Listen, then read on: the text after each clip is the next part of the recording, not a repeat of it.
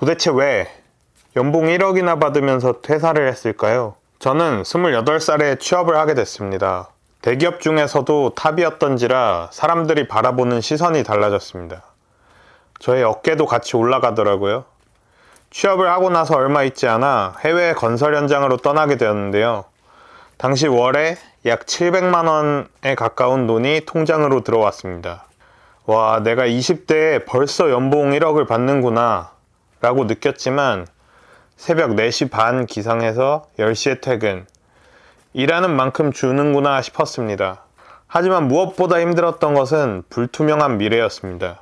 특히 제가 근무하던 중에 한 선배님께서 결혼을 하시는데 첫 휴가 때 여자친구를 사귀고 두 번째 휴가 때 상견례를 하고 세 번째 휴가 때 결혼을 하셨다는 이야기였습니다. 거의 온라인 연애를 하다가 중간중간 한 번씩 휴가 때 만나고 결혼하는 그 현실은 너무 충격적이었습니다.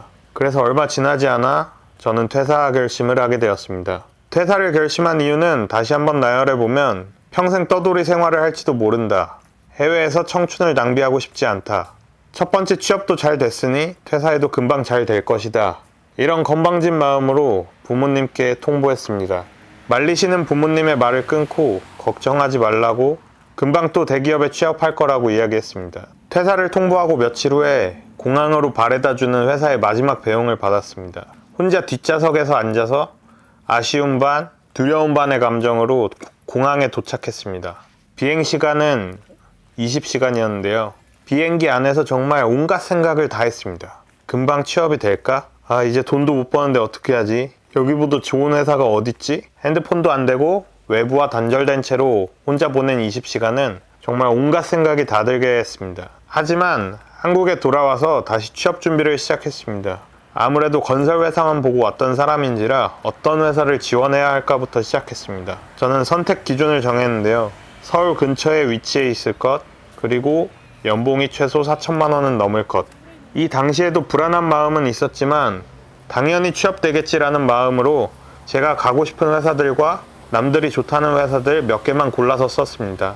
너무 급하게 대충 준비를 한 탓인지 아쉽게도 최종 면접에서 다 떨어졌습니다. 워낙 적은 인원을 뽑는 곳이기도 했지만 한 번 더 취업 준비를 해야 된다는 불안감, 다음에는 합격할 수 있을까 하는 공포감이 커져갔습니다. 그렇게 다시 한번 취업 준비를 시작했고 운이 좋게도 여러 곳에 최종 면접까지 가게 됐습니다. 그중 저에게 중요했던 서울에서 근무할 수 있는 곳에 최종 합격을 하게 됐습니다. 하지만 그 기쁨도 잠시, 몇 주 후에 인사팀에서 알려준 연봉은 제가 정했던 기준 4천만 원에 못 미치는 금액이었습니다. 어떻게 보면 배부른 고민이었을 수도 있었지만 제 눈은 여전히 전 직장에 맞춰져 있던 터라 도저히 납득할 수가 없었습니다. 그렇게 다시 한번 부모님에게 전화를 걸었습니다. 회사에 최종 합격했는데 내가 진짜 가고 싶지 않다. 정말 미안한데 마지막으로 한 번만 더 믿어줘. 그 당시 저의 마음은 돈도 다 떨어져 가고 내가 생각하는 기준에 맞는 회사를 가지 못할 것 같다는 불안감이 극도에 달했습니다. 그리고 친구들도 보고 싶지 않고 가족도 마주치고 싶지 않아졌습니다. 불안감이 시간이 흐를수록 극에 달했습니다. 진짜 세상에 혼자 외톨이가 된 기분이었습니다. 아마 이 기간이 좀 더 길었으면 지금의 제가 아닌 정말 패배감에 절어있는 제가 됐을 수도 있을 것 같다는 생각이 듭니다. 하지만 정말 운이 좋게도 그 시기에 제가 가고 싶어 하던 두 회사가 시기가 아니었음에도 불구하고 수시 채용을 시작했습니다. 마지막이라는 생각으로 임한 결과 한 회사의 최종 면접을 앞두고 나머지 다른 회사에 최종 합격을 하게 됐습니다.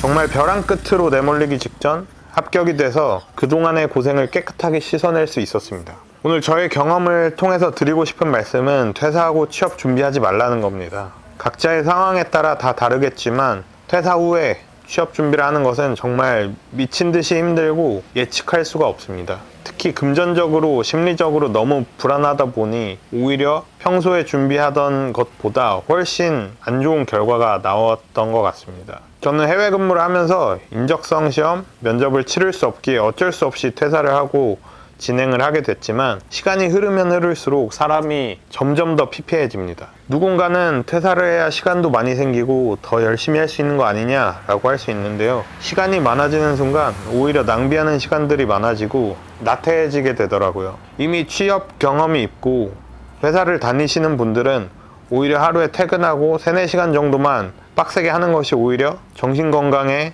너무 피폐하지 않고 잘 준비할 수 있을 것이라고 생각합니다. 자, 퇴사를 하고 이직을 할까 고민했던 분들은 지금 바로 한번 체크를 해보세요. 첫 번째, 내가 한국에 있다. 두 번째, 퇴근하고 최소 3, 4시간은 나의 시간을 만들 수 있다.